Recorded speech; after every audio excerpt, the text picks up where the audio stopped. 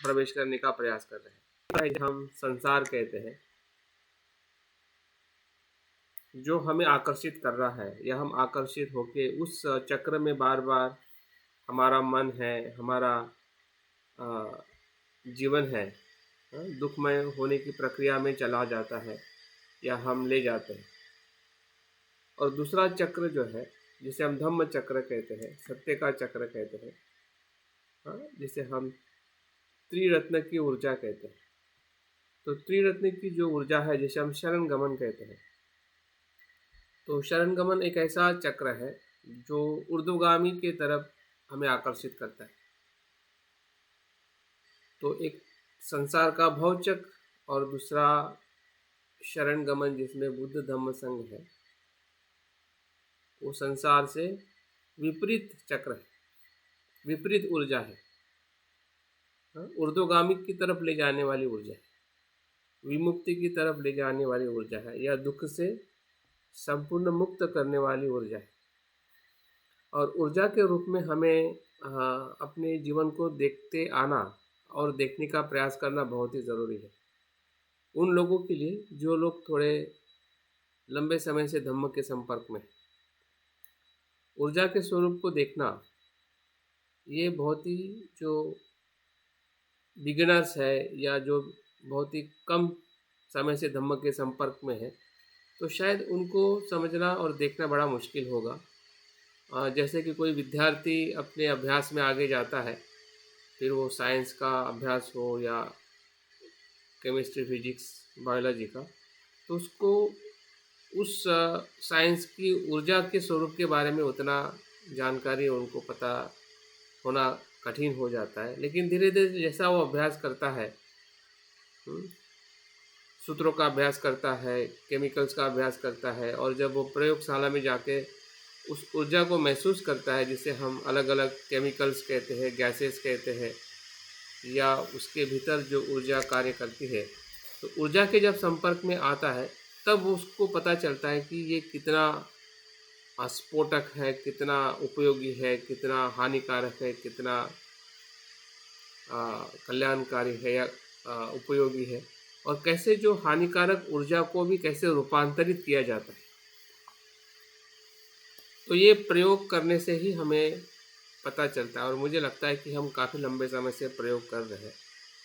फिर वो आनापान सती का प्रयोग हो या मैत्री भावना का, या जो भी ध्यान हमने सीखे हैं, या शील का भी एक आचरण, एक प्रयोग है, वो ट्रेनिंग है, प्रशिक्षण है,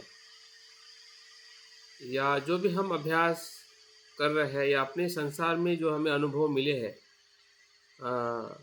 दुख के जो अनुभव हमारे पास में एक क्या कहते हैं, एक प्रेरणा के स्रोत है। वो भले कितने भी पीड़ादायक हमारे जीवन में अनुभव आए हैं बचपन से लेकर अभी तक, जिसमें हमने मृत्यु को भी देखा है, औरों के तो मृत्यु को देखा ही है, क्योंकि हम ऐसे बहुत सारे प्रेत यात्रा में जाके वापस आए हैं।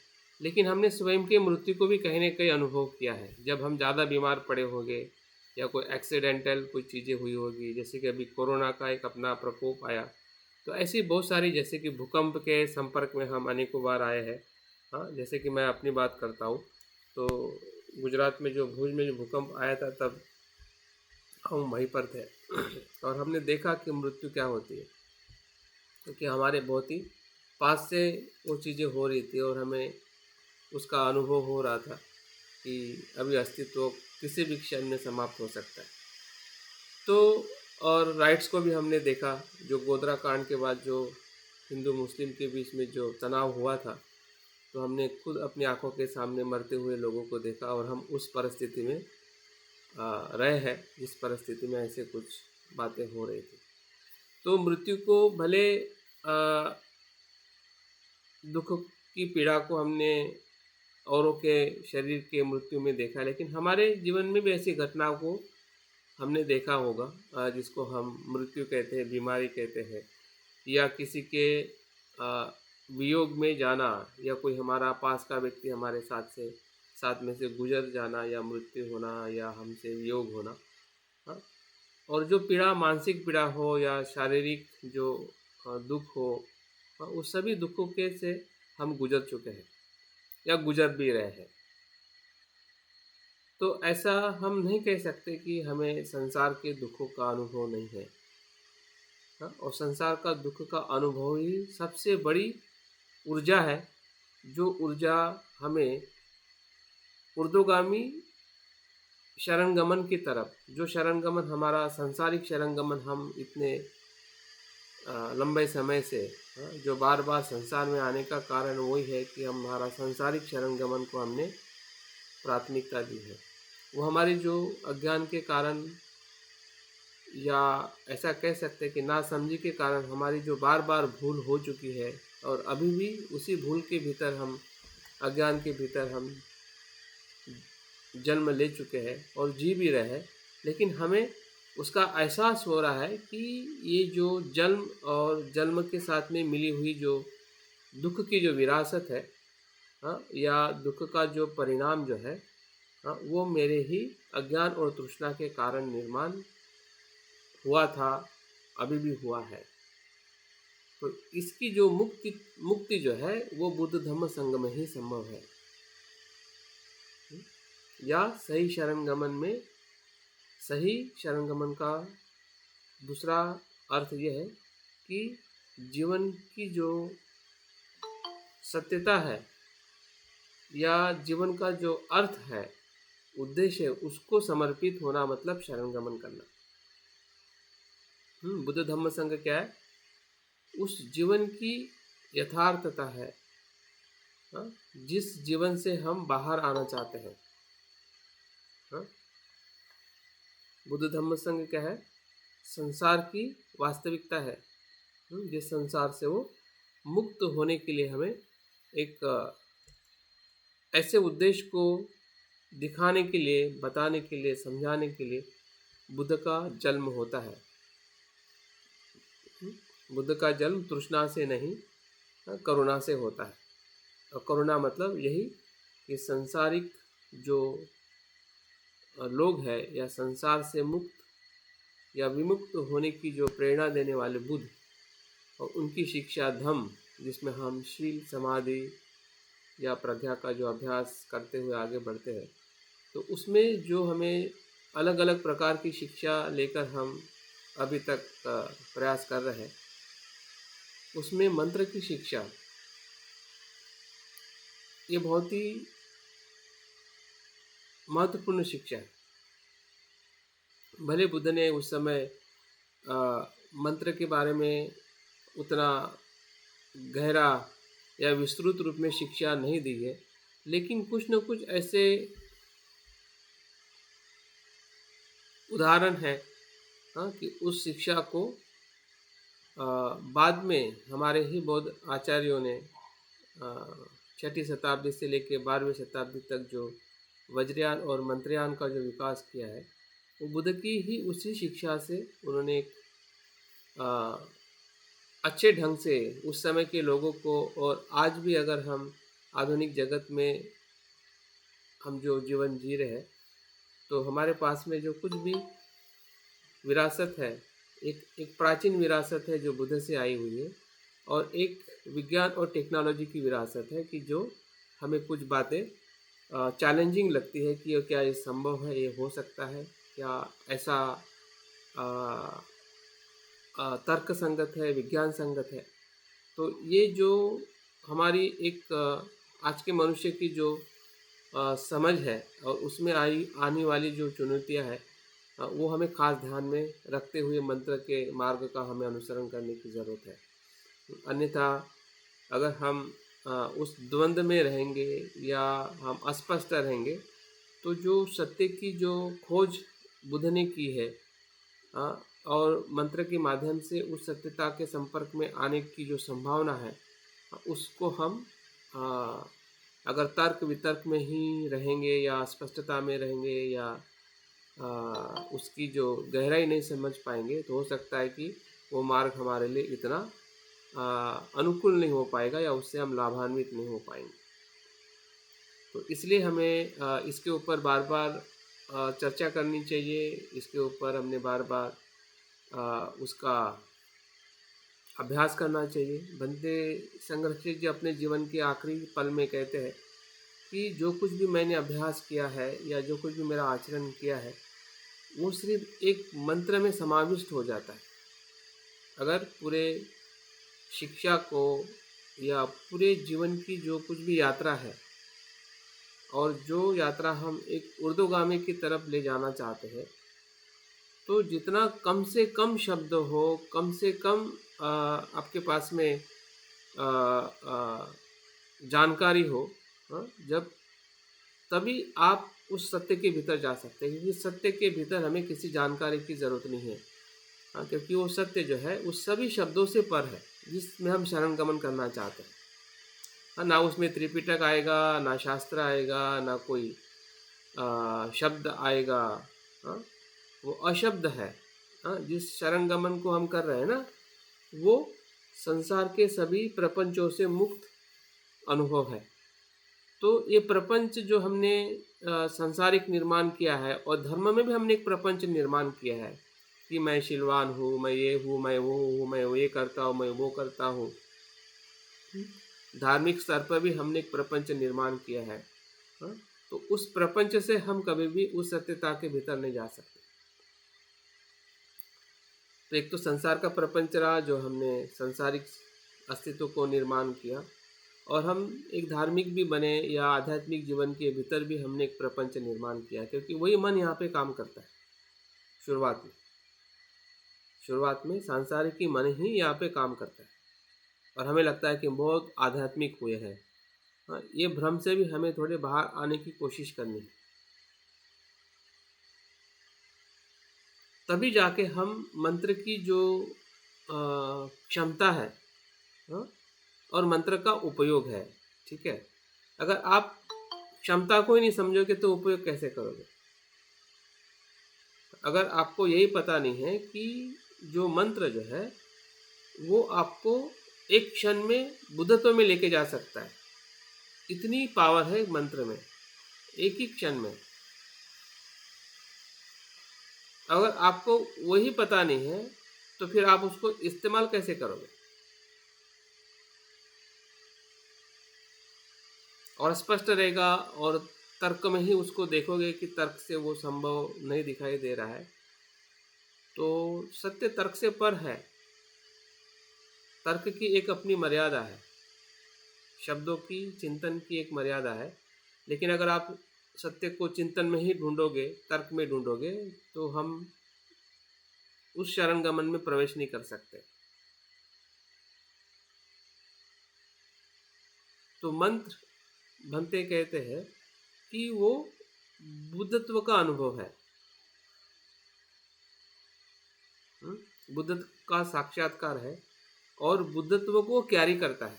मंत्र क्या है? एक ऐसा वाहन है, मंत्रयान कहा कहते हैं ना, कि आपको बहुत ही कम समय में और बहुत ही स्पीड में आपको बुद्धत्व के अनुभव में प्रवेश कराता है। और इसलिए उसको शाब्दिक अर्थ में ऐसा भी कहा जाता है कि जो शब्द या जो तत्व मन की रक्षा करता है वो मंत्र है। तो मन की रक्षा किससे से करता है? अकुशलता से। हम शील के पालन में क्या कर रहे हैं? ध्यान में हम क्या कर रहे हैं कि हमें शुद्ध होना है, अकुशलता को रोकना है, जो अभी तक हमने अभ्यास में किया है, और वही हम अनुभव करना चाहते हैं। और वही अगर आपको एक ही क्षण में उसका अनुभव हो जाए मंत्र में, और उसके भीतर आप चले जाओ कि जो सत्य है, तो इससे बेहतरीन क्या हो सकता है? लेकिन इसका मतलब ये भी नहीं है कि अभी तक हमारा प्रयास उसके लिए निरर्थक है। हमारा प्रयास भले हमें अभी तक उतना उसका अनुभव नहीं भी हुआ है मंत्र का, लेकिन जो हमारी पूर्व तैयारी है वो भी उतनी ही आवश्यक है। मंत्र का मार्ग अगर जितना फास्ट है, लेकिन उसकी जो फाउंडेशन है, उसकी जो आधारशिला है, वो भी महत्वपूर्ण है। अगर आधार नहीं होगा तो मंत्र का भी उतना सचोट उपयोग हम नहीं कर पाएंगे। तो अभी हमारे पास में आधार है। आधार क्या है कि हम लंबे समय से ध्यान कर रहे हैं या लंबे समय से हम अभ्यास करके हम अपने आप को देख पा रहे हैं।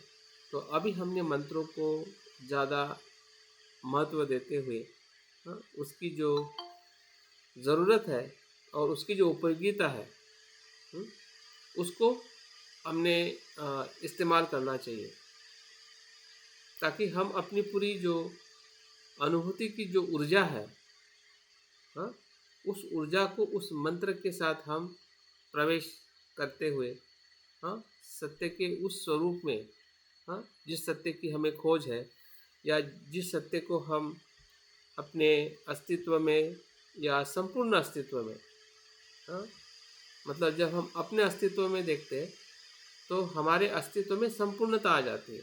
मतलब बाहर की चीज़ें हमसे अलग नहीं होती है जब हम सत्य की बात करते हैं, हाँ? बाहर का और भीतर का सत्य एक ही है जब हम सत्य की बात करते हैं, हाँ? बुद्ध होना मतलब सिर्फ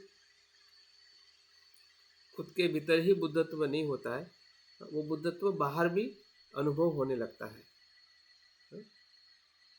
बाहर का अस्तित्व भी बुद्धमय हो जाता है उस बुद्ध के लिए। और इसलिए बुद्ध कहते हैं कि आप में और मुझ में फर्क नहीं है, लेकिन हम फर्क करते हैं। बुद्ध के लिए संसार और निर्वाण अलग नहीं है,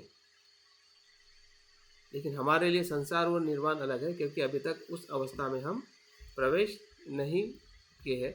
और वो हमें समझने की ज़रूरत है कि हम भेद क्यों करते हैं और बुद्ध भेद क्यों नहीं करते हैं। अगर हमें भी भेद से ऊपर उठना है तो हमें भी उस अनुभव में हमें प्रवेश करना पड़ेगा, या उस अनुभव के संपर्क में हमें बार बार आना पड़ेगा, और वो अनुभव लाने का काम ही मंत्र करता है। मंत्र का दूसरा अर्थ ये है कि वो बुद्ध के गुणों का एक नाम है, हाँ? दिया हुआ नाम है, बुद्ध का दिया हुआ नाम मंत्र है, या बोधिसत्व का दिया हुआ नाम है, जो उनकी क्वालिटी है, जो उनकी गुणवत्ता है, जो उनकी विशेषता है। जैसे कि हम हमारे घर में 2-3 बच्चे होते हैं तो उसको हम नाम देते हैं। नाम क्यों देते हैं? क्योंकि पहचानने के लिए कि ये है, ये है। जब उसको मैं बुलाता हूँ तो वो मेरे पास में आता है, हाँ? जैसे कि आप आपके बेटे को बुलाते हैं नाम लेके, तो आपके घर में अगर 3 बेटे हैं, हाँ, तो आप बोलेंगे कि मुझे पानी चाहिए, तो कौन पानी ला के देगा? हो सकता है कि तीनों ला के दे या तीनों नहीं भी ला के दे। लेकिन जब आप नाम लेते हैं कि, हाँ, तुम किसी नाम से आपके बेटे को बुलाते हैं, तो बेटा आपके पास में आता है, हाँ, और आप उनको कहते हैं कि मुझे ये पानी ला के दो, और पानी आप लेके आप आपकी प्यास बुझाते। तो मंत्र भी ऐसा ही है। मंत्रों को जब आप चैंट करते हो तो वो प्रकार के जो बुद्ध है, वो प्रकार की जो क्वालिटी जो है वो आपके पास में आती है।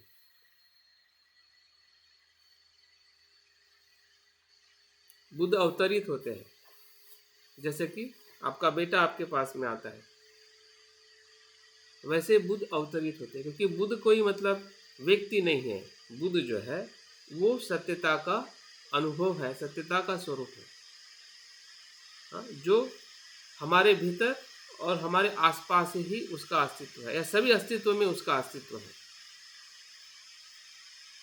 सभी अस्तित्व में धर्मकाया के स्वरूप में वो अस्तित्व में है, लेकिन उसको बुलाओगे नहीं, क्योंकि वो याचना करने से आता है, रिक्वेस्ट करने से बुद्ध आते हैं। अगर आप रिक्वेस्ट नहीं करोगे तो बुद्ध वहाँ पे है, लेकिन वो कुछ नहीं कर पाते जब तक आप सक्रिय नहीं है। तो मंत्र का चैंटिंग मतलब आपकी सक्रियता है कि जो आप दुख से पीड़ित है,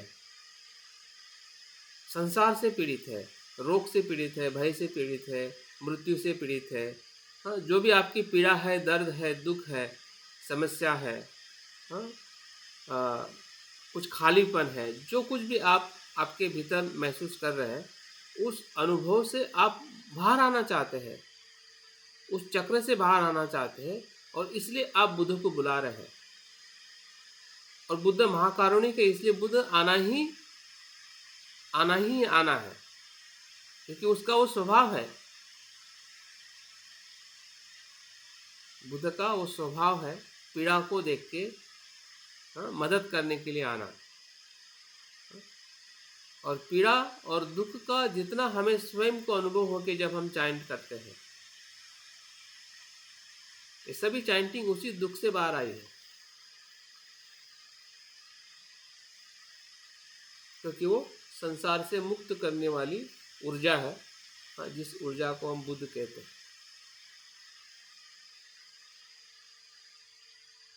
तो वो बुद्ध जो है, आप बात बता रहे ना, इसी से संबंधित जो सदगुरु कबीर साहब की एक वाणी है कि दुख में सुमिरन सब करे, सुख में करे न कोई। जो सुख में सुमिरन करे तो दुख काहे को होए। मतलब हमेशा की बात है ये, हर समय उसमें रहने की बात। हाँ जी, क्योंकि दुख में रहने का भी कहीं न कहीं उस दुख के पीछे भी, सुख के पीछे भी दुख छुपा हुआ है, उसका मतलब वो है। हाँ, कि हम सुख में इसलिए याद नहीं करते क्योंकि हमें लगता है कि वो सही सुख है, क्योंकि वो सुख भी जो है उसके पीछे भी दुख छुपा हुआ है। और जब हम सुख में और दुख में, दोनों चीज़ों में जब हम बुद्ध को या उनकी जो क्वालिटी ऊर्जा है, ऊर्जा के रूप में अगर उनको हम महसूस करना चाहते हैं, उनकी जो उपयोगिता को आप लेना चाहते हैं, तभी वो मंत्र जो है वो कार्यान्वित होता है। क्योंकि मंत्र भले शब्दों में हमें सुनने पढ़ने को आता है, लेकिन मंत्र मतलब शब्द नहीं है, याद रखें। ओम मणि पद्मे हूँ या मुनि मुनि शब्द नहीं है। भले शब्द में उसको हम सुनते हैं, पढ़ते हैं, लेकिन उसकी जो मूल धारा है वो ऊर्जा है। ऊर्जा का स्वरूप है। जैसे कि बुद्ध को 3 स्वरूप में दिखाया जाता है, प्रज्ञा, करुणा और वीर्य। प्रज्ञा को आप विचारों में महसूस कर सकते हैं, करुणा को आप भावना में महसूस कर सकते हैं, लेकिन ऊर्जा को कैसे महसूस करोगे? ऊर्जा के स्वरूप को हम कैसे देखते हैं बुद्ध को? क्योंकि ऊर्जा तो बहुत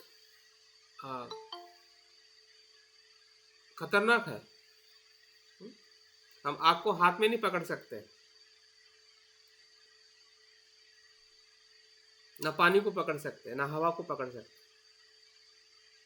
तो ऊर्जा के स्वरूप को पकड़ने के लिए, महसूस करने के लिए हमें किसी मंत्र की जरूरत है। वो मंत्र का नाम जो है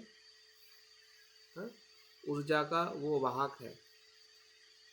और उस अर्थ से अगर आप मंत्र को देखते हैं,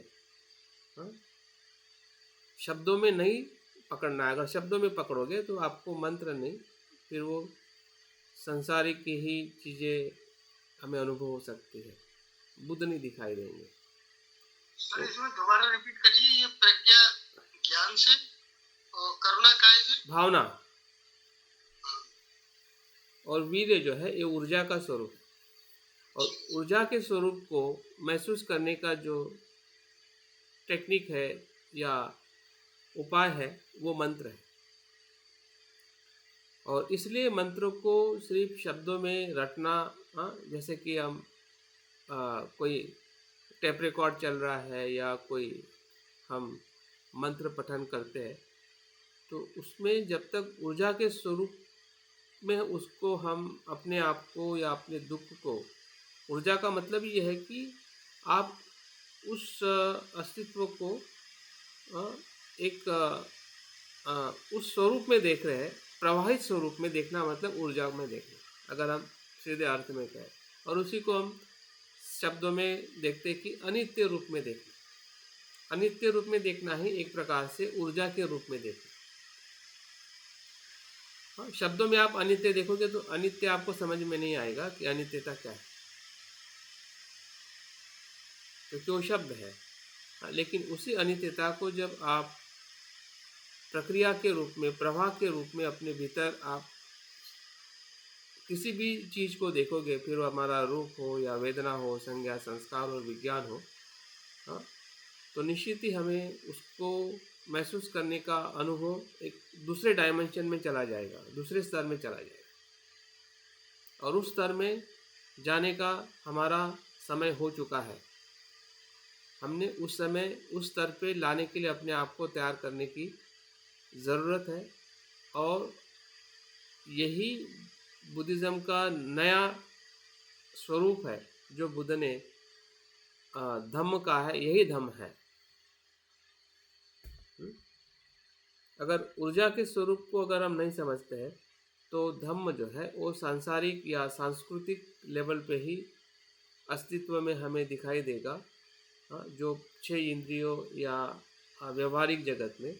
लेकिन जो उच्च स्तर का और जो विमुक्ति का धर्म जो है, विमुक्ति की तरफ ले जाने वाला जो ऊर्जा जो है, जो हमारे आचरण में हम ढूंढ रहे हैं, लेकिन वो मिलेगी नहीं, क्योंकि ढूंढ हम ऐसे जगह पे रहे हैं कि जहाँ पे बुद्ध ने ढूंढने को नहीं कहा है, हम वहाँ पे ढूंढ रहे हैं, गलत जगह पे ढूंढ रहे हैं। तरीका सही है, तरीके में हमारी गलती नहीं है, लेकिन वो जो है ना, जो वो कहानी में जो बूढ़ी औरत है वो बाहर ढूंढती है, वो बाहर ढूंढ रही है, जबकि चीज़ उसके अंदर खोई हुई है, भीतर खोई हुई है। ढूंढ तो रही है, नहीं ढूंढ रही ऐसा नहीं है, और लोग भी उसको मदद कर रहे हैं ढूंढने के लिए, तो हमें भी लोग मदद कर रहे हैं, हम लोगों की मदद ले रहे हैं, लेकिन कहाँ पे? शब्दों में, बाहर, संसारिक अनुभव में। भीतर का जो अनुभव है वहाँ पे हमें ढूंढना है, ऊर्जा में ढूंढना है, और जब तक हम उस सही जगह पे नहीं ढूंढेंगे तब तक हमारा जो प्रयास जो है, प्रयास तो दिखाई देगा, लेकिन जो उसकी जो गति है, गति ये मतलब उसका रूपांतरण है उच्च अवस्था में या लोकोत्तर अवस्था में प्रवेश करने का, उससे हम हमेशा वंचित रहेंगे। और इसलिए हमें मंत्रों को एक उस अनुभूति में लेना है कि जो मंत्र बुद्ध का प्रतिरूप है। जिस प्रकार से हम बुद्ध की प्रतिमा को प्रतीक के रूप में देखते हैं, जबकि वो प्रतीक नहीं है, बुद्ध है।